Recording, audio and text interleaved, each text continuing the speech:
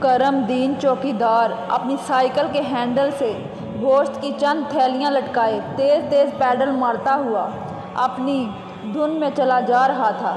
اس کے چہرے سے ایک انوکھی سی مسرت اور طمانینت کے انبیز نظر آ رہے تھے۔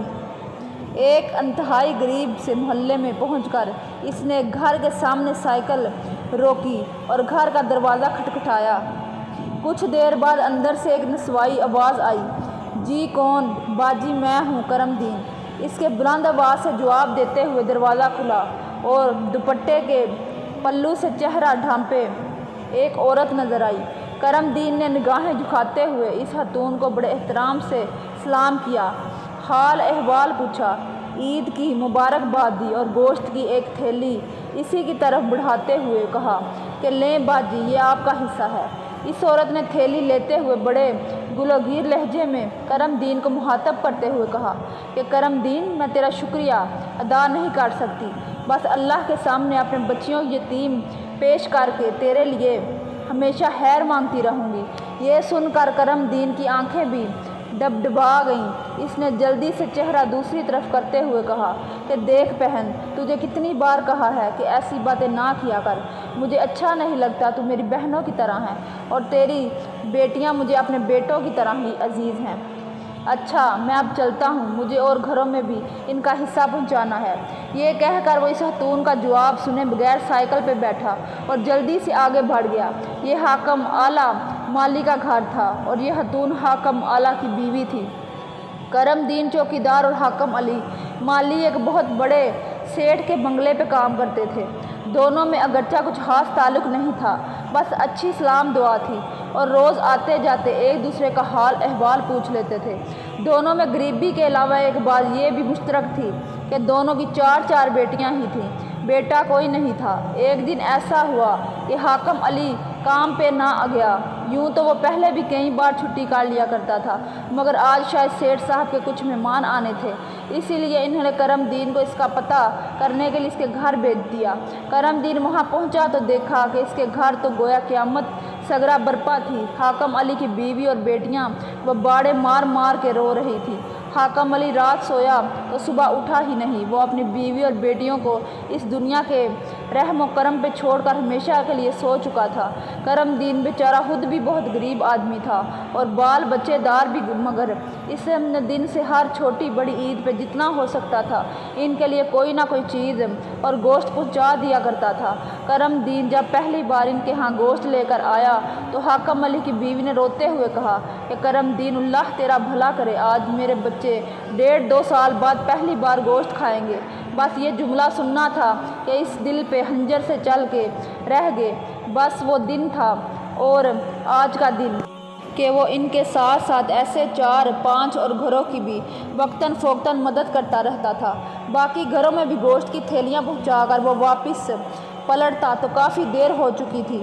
اس نے سائیکل موڑی اور اپنے گھر کی راہ پکڑ لی۔ جیسے جیسے اس کا گھر نزدیک آ رہا تھا اس کے چہرے پہ پریشانی کے تاثرات بڑھتے جا رہے تھے۔ رستے میں ایک جگہ ایک نلکے پہ رک کر اس نے سائیکل صاف کرنے والا کپڑا بھگو کر ہینڈل پہ لگے گوشت اور خون کے نشانات کو صاف کیا۔ وہ شاید یہ نشانات اپنے گھر والوں سے چھپانا چاہتا تھا اور پھر وہ دوبارہ اپنے گھر کی طرف چل دیا۔ یہ اس کا ہر سال کا معمول تھا کہ وہ صبح سویرے اپنے پرانے دھلے ہوئے کپڑے پہن کر عید کی نماز پڑھنے اپنی کچی بستی میں بہت دور شہر کے سب سے بڑے محلے میں جاتا اور عید کی نماز کے بعد لوگوں کے گھروں سے گوشت جمع کرنا شروع کر دیا۔ گویا کہ وہ ذاتی طور پر بہت خوددار انسان تھا، کسی کے سامنے ہاتھ پھیلانا اس کے لیے مر جانے کے برابر تھا، مگر حاکم علی کی بیوہ اور یتیم بچیوں کی خاطر وہ یہ کام بھی کر گزرتا۔ وہ دوپہر تک گوشت جمع کرتا اور دوپہر کے بعد ان گھروں میں جا کے دے آتا اور وہ لوگ یہی سمجھتے کہ شاید کرم دین کی اپنی قربانی ہوتی ہے اور وہ واقعی یہ کرم دین کی قربانی ہی تھی۔ وہ اپنی عزت نفس اور خودداری کے گلے پہ چھری پھیر کر ہی ان کے لیے لوگوں کے سامنے دامن پھیلا کر گوشت اکٹھا کیا کرتا تھا، اور ظاہر ہے اس لیے کہ اسے بڑی قربانی اور کیا ہو سکتی ہے۔ سال بعد کرم دین کی بدولت گوشت کا منہ دیکھنے والے یہ کب جانتے تھے کہ خود کرم دین کے گھر سال کے بعد بھی گوشت نہیں پکتا۔ کئی بار کرم دین کے جی میں آیا بھی کہ وہ ایک آدھ تھیلی اپنے گھر بھی لے جائے، مگر ہر بار اس کا ضمیر اس کے آڑے آ جاتا اور اپنے بچوں کو یہ گوشت چاہتے ہوئے بھی نہ کھلا سکتا۔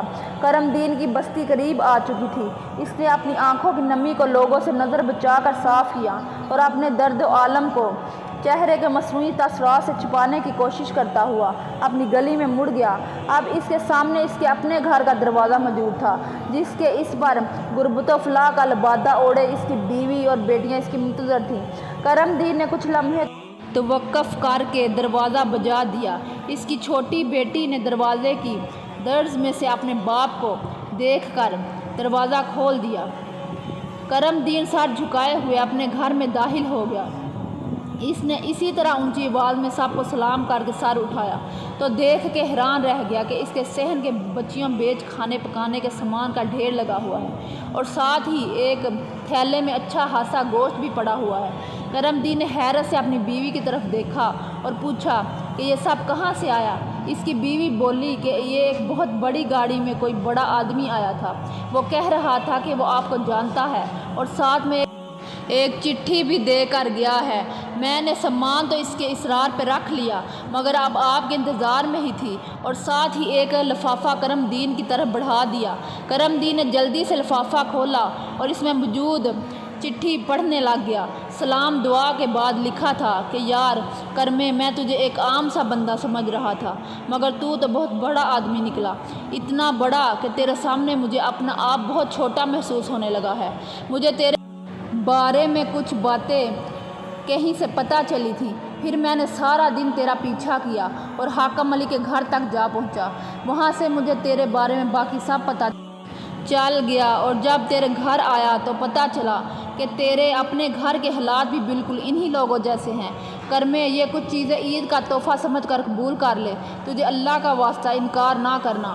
آج سے تیرا اور باقی 5 گھروں کا سارا خرچ میرے ذمہ ہے، باقی باتیں شام کو بنگلے پہ کرتے ہیں، اور ہاں آج ڈیوٹی پہ ذرا جلدی آ جانا۔ تیرا سیٹھ۔ کرم دین کی آنکھوں سے آنسو نکل کر چٹھی کی تحریر بگاڑ رہے تھے اور اس کی زبان پہ بے اختیار جاری تھا، اللہ اکبر، اللہ اکبر۔